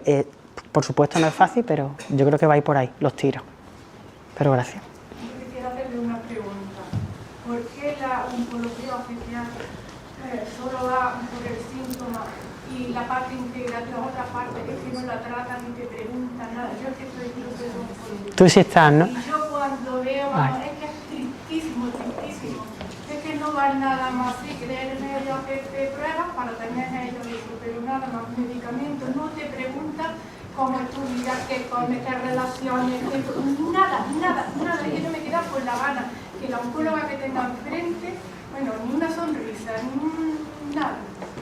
Y yo creo que para un paciente con cáncer es otra cosa lo que tenemos que ver. He pedido mucho la medicina integrativa, nada de Granada, que me fui a Granada.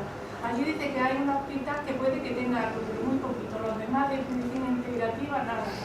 Y el cáncer es multifactorial. El único... No puedes tratar el síntoma solo, nada. Claro. Hay que ir en busca de la raíz del problema, que para mí sí es trauma. Y de eso el doctor James supo mucho. Y ya lo dijo, que era un DHS. Que lo trata. Yo creo que a mí, en cuantito que me dio lo del DHS del doctor James, a mí es que me lo cambia, vamos.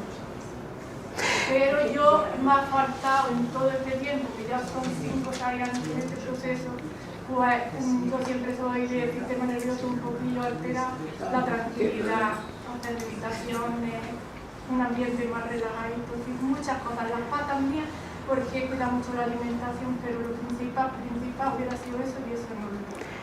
A ver, ¿qué te digo? Los pacientes, o sea, la consulta de oncología, yo que tuve un rotativo porque quería vivir lo que era una consulta de oncología médica. Lo hice además en el Virgen de Rocío en Sevilla, que allí es la unidad, no sé si lo sabéis, pero central de muchos tipos de cáncer. Y yo trabajaba en cáncer infantil y allí era una, ¿no?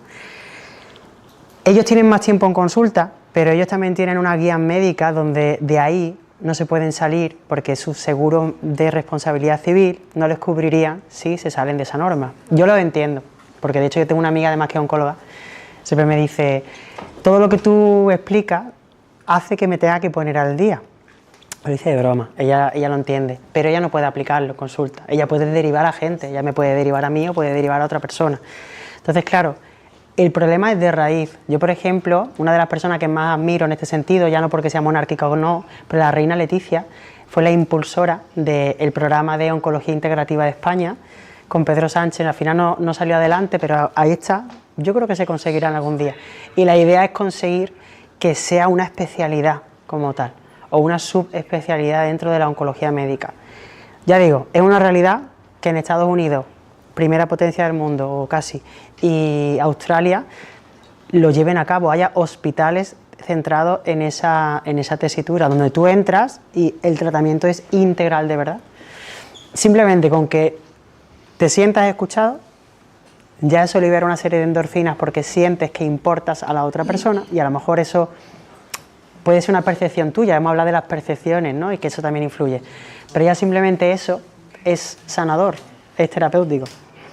Entonces yo siempre digo que la humanidad, que muchas veces los médicos la tienen, yo nunca voy a ir en contra del gremio médico, jamás, porque muchos de ellos están entre nosotros muy perjudicados con los cupos que tienen, el número de tiempo, o sea, el número de minutos que tienen por paciente, etcétera, ¿no? Oncología tiene más minutos que nadie, igual que medicina interna, pero dentro de eso, aún así, siempre hay margen de mejora. Yo creo que siempre hay margen de mejora. También depende mucho de la persona, ¿no? Igual que te digo mi amiga, que ella entra un poco por el aro y me deriva a mí y tiene un poco más de conciencia, hay compañeros de ella que dicen que lo que yo voy divulgando no tiene sustento científico. Te puedo enseñar que hay más de 100 artículos que avalan todo esto, ¿no? ¿Que quieren no leerlo? Bueno, los lean, no pasa nada, pero que la ciencia sigue avanzando. ¿Sabes? Que está bueno, que deberían dejar en los hospitales ya. Si yo tengo muchísima información de la medicina integrativa y bueno, y curaciones muy buenas en otros ámbitos, que no está en nuestra medicina oficial, pero es nada más el protocolo, como ha dicho, que yo lo entiendo, que no se puede salir del protocolo. Si el protocolo se hizo hace unos años para eso, para que todos los médicos no tuvieran responsabilidad. Y eso Pero no era usted sí se anteriormente. puede salir de ese protocolo. Claro. Lo que está haciendo. Claro. Claro, pero si se Si te fijas en la cantidad de personas sobre la que se ha hecho el estudio, que es muy poca, y que no se ha hecho ni a doble ciego, y eso se toma después de que hayan patentes y miles de estudios a favor del glutatión, un solo estudio de 6 autores, de los cuales unos cuantos están financiados por farmacéuticas, Ya, eso sí. yo pondría en duda la validez de ese estudio, lo cual no quiere decir que no sea cierto. La cosa es, esto se soluciona, el revés más elegante sería que las empresas dedicadas a precursores de glutatión hicieran ensayos de doble ciego con sus propios productos. Se los tiene. Los tienen. Y patentes de uso. Pero es que una patente no es un estudio científico, aunque os pongo, me refiero... Mi ignorancia, por delante. No van respaldados con estudios científicos para que demuestren que realmente, o sea, la patente no se la da porque la compran. Una patente es un registro de marca basado en 3 o 4 experimentos. De uso no. Son estudios En Estados Unidos el registro de patentes, con que hagas 2 experimentos y se cumplan, vale, lo digo porque que yo trabajo en patente, tengo una patente, sé lo que es. Entonces, en España el tema de patentes no es igual que en Estados Unidos porque sí que es igual a un estudio científico. Entonces, ahí, y lo siento, te llevo la contraria, es que hace falta un estudio con, como tú comentas, un doble ciego, con un grupo experimental de cáncer, grupo control, y darle los precursores de glutatión a los cuales tú quieras hacer el estudio. Que lo quieras hacer de la marca Inmunocal, pues le das este. Que lo quieras hacer de otra marca que da otro tipo de glutatión, pues se lo da. Pero están hechos en diferentes universidades. Pero ¿qué tipo de publicación es? Si es una patente, ya te digo yo que eso no tiene...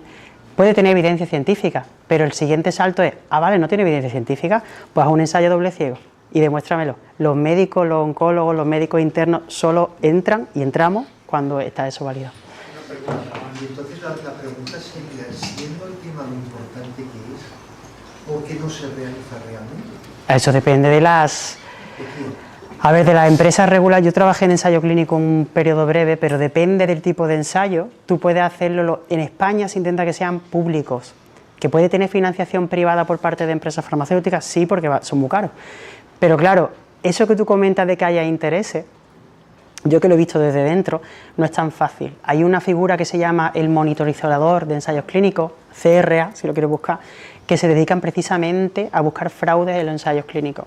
Una de mis mejores amigas trabaja de eso en Madrid. Es imposible que aunque Pfizer financie una parte y el interés de Pfizer sea X, que se adultere, digamos, el resultado de un ensayo clínico, por como tú comentas.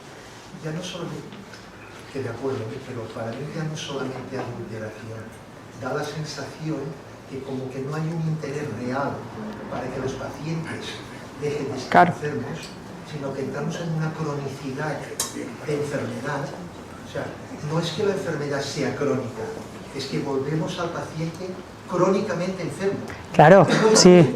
Ahí yo me metí a divulgar precisamente por eso. Por ejemplo, a mí me hierve la sangre, que yo sé que precursores de glutatión tienen mucho tirón y yo abogo por ello. De hecho, yo lo creo realmente. Glutatión desde la carrera era como la panacea, siempre ha sido así. Pero a mí me hierve la sangre cuando hay tratamientos muy dirigidos que se sabe que tienen un efecto mucho más, con menos complicaciones, como por ejemplo las megadosis de vitamina C o megadosis de vitamina D o tratamientos de, yo qué sé, de inmunoterapia de cualquier tipo u otro, y no se dan.